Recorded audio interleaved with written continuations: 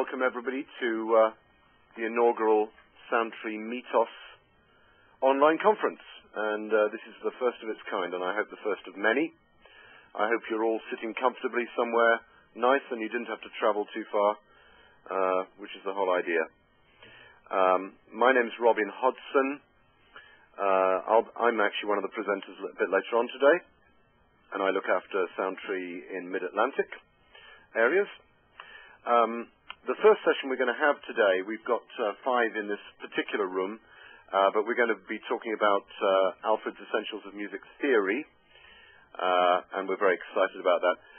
Just before we get started, I'd like to tell you a couple of things about Soundtree if I can. Let me see if I can get up another slide there.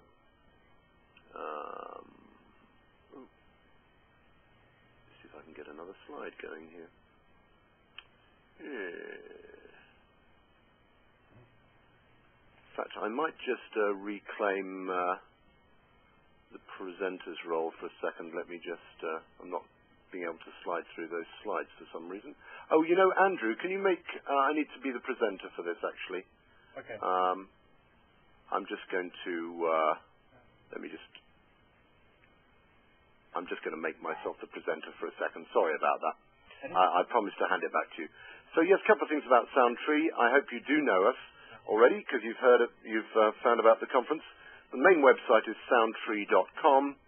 Lots of stuff on there. Not surprisingly, we do turnkey systems for music educators, and we're the sort of one-stop shop for pretty much everything relating to technology. We also do free webinars, and we do those on a weekly basis. And once you're on the Soundtree website, if you just click on Web Training, which is one of the links down on the left-hand side of the main website, you can find out all of the up-and-coming sessions. So this is not the last webinar we're doing today. Lots more coming up, so I invite you to go there and also sign up for those. We also have a Facebook page, and you can sign up for our email newsletter and all those kind of things. So lots and lots of stuff that we're up to in terms of helping teachers. A couple of things to remember. I hope you can see this screen here. We are currently muting you all, or nearly all of you, and that's just to save on noise whilst the presentation is happening. If you can save any questions you might have until the end, that would be useful. There is a raise hand button that you can click as well, and but chat is definitely the best way of speaking to folk whilst that is happening. So if you are unmuted, I may mute you, so watch out, because when we have lots of people on the call, sometimes it just creates lots of noise. And again, if I can ask you to only attend the sessions that you've registered for. We are actually recording all of the sessions, so if you see something that's absolutely fantastic you'd like to go to, but you didn't register, don't panic, you can still watch it afterwards. That way we don't get clogged up like a real conference with a room too full of people. So we are recording everything, as I say.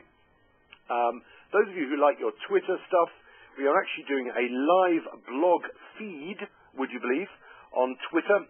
So those of you who like your Twitter stuff, you can actually find this. Don't panic about that link and having to try and remember it. You can actually find the live blog feed simply by going, if you really want to the metosonline.com website. And those of you who love your Twitter stuff, we have 2 hashtags for you, METOS 2010 and METOS ATMI. If you want to follow the blogs and Twittering all day, these things are never-ending these days. And finally, obviously, thanks to all of our corporate sponsors who've helped us put this thing on. And there we are, MENC and Korg and Presonus and Noteflight and Ableton and Avid and Alfred, of course. So lots of stuff there. Now, let me just quickly say a couple of things about Andrew, and I'm going to make Andrew the presenter as well. We're going to hand over to Andrew.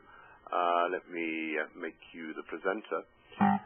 So, yes, Andrew has you can read his complete bio on the METOS online website. Suffice it to say, this is a very talented gentleman you're in the hands of in a minute. You're calling in from LA, Andrew, is that right? Yes, that's correct. Yep. Senior Vice President of Marketing and Managing Director of School and Church Publishing for Alfred. Andrew is a big kahuna, and you can read all about his extensive bio on our website. So I'm going to hand over to Andrew and enjoy. He's going to be talking about essentials of music theory. Thank you, Robin. I'm very happy to be here from Los Angeles, California at Alfred Music Publishing's headquarters. And it's a perfect day outside. It would be especially perfect if this was being conducted in wine country and I could go out and have a sip of wine afterwards. But that's the great benefit of having a webinar. And thank you especially to Soundtree for providing these wonderful solutions for educators.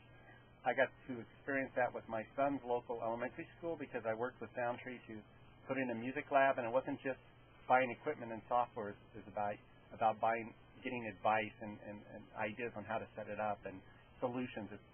That's what they offer. They're a terrific company. So I'm very happy to be talking about Essentials of Music Theory version 3.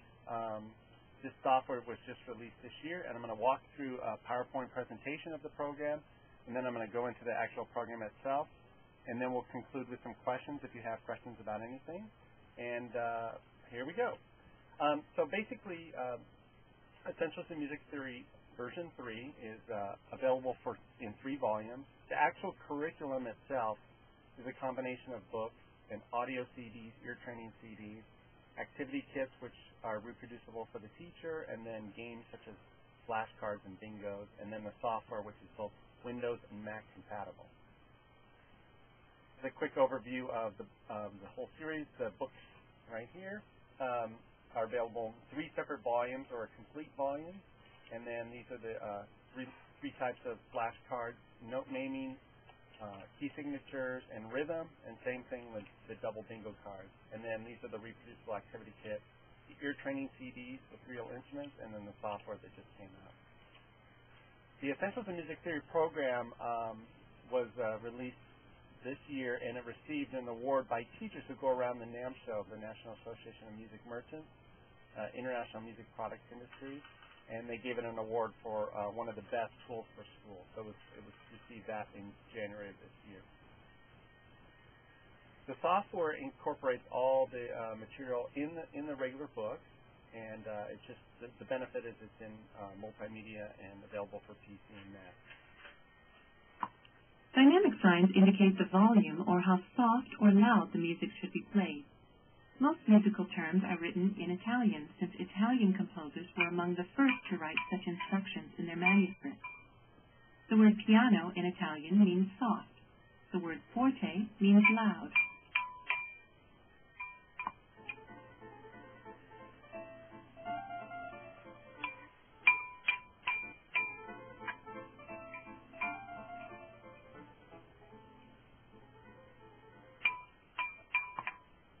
Okay, so you can see that there's all the dialogue is narrated. The benefit of that is to help students with the pronunciation, in addition to being able to read it with someone speaking. So that helps in the learning process. And then there's a lot of animation and graphics, and then clickable elements here. They're listening to sound samples. And then the basic structure is a lesson where a little bit of information is taught, which is followed by an exercise to reinforce the lesson. And in this case, this is a game where they're matching up all the Italian terms with the English translations with all the symbols. And this will be scrambled every time they come in. All the exercises are randomized, so if I come in to this exercise again, crescendo won't be at the top and soft won't be at the top either. It'll be in a completely different order. And the benefit of that is so that the students can do the exercises over and over again, and every time they do it, it'll be in a different order, so they're not memorizing the sequence. And then at the end, there's a review, which is basically the test. The review is at the end of each of the 18 units in the curriculum, and every review is comprised of 5 sections. So they'll be recording their score. Okay, also another major feature of Essentials in Music Theory is the ear training.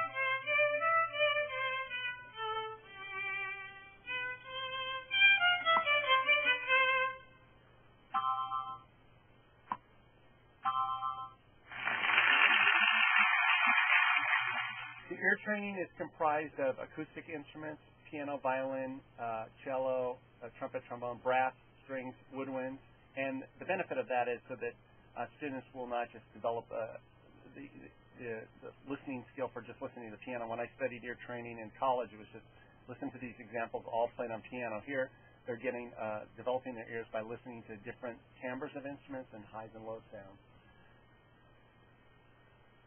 Okay, here's the glossary. All the terms and symbols in all 3 volumes are available in the glossary. And you have the option to select the letter, and you see all the terms that start with A. You get a written definition of the term.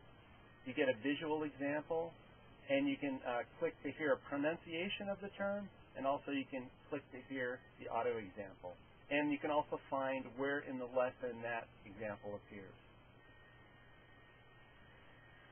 Record keeping is very important. This is a sample of the screen of record keeping, and as you can see, it will show, first of all, how many times the student took the test. So in this case, they took staff and treble clef and bass clef and ledger lines 1 time. They took grand staff twice. This is the amount of time that they spent in each of those sections. This was the number of examples that were available for them to take, and this is what they completed, and this was their score. And,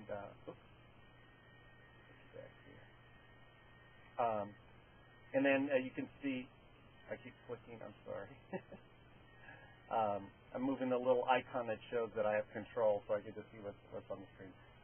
But you can see that, for example, they got an 87 in grand staff, but they got 100 in ledger lines and 100 in bass clef and treble clef. This will allow you to isolate what the problem areas are so they can go back and study those. Okay. To figure out the name of a major key from the key signature, go up a half step from the last sharp. As an example, a key signature of F sharp would be the key of G major. A key signature of F sharp and C sharp would be the key of D major. Okay, once again, in a lesson, the dialogue is read by the presenter, and then there's animation and graphics in there. On the lesson, you will also have the icon right here. You can actually, in an exercise, because exercises are meant to be played over and over again, you have the option of listening to the dialogue or not listening to the dialogue. The dialogue will come up automatically on lessons, but you'll have the option to click on it for exercises. And then going on to the next part of it, down here are the replay and skip buttons, because students have the ability to work at their own pace. So if they do a lesson, it wasn't very clear, they can go back and replay and skip to the end.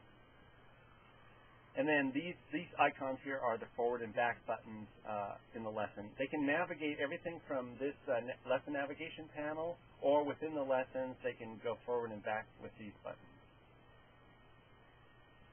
And also, it will mark where the student was in the lesson navigation screen. So, for example, if I signed out right now and came back in, it would bookmark it at lesson 33B. So it'd know exactly where I was when I came in the next time, which is really helpful because as students work through, they'll forget where they were.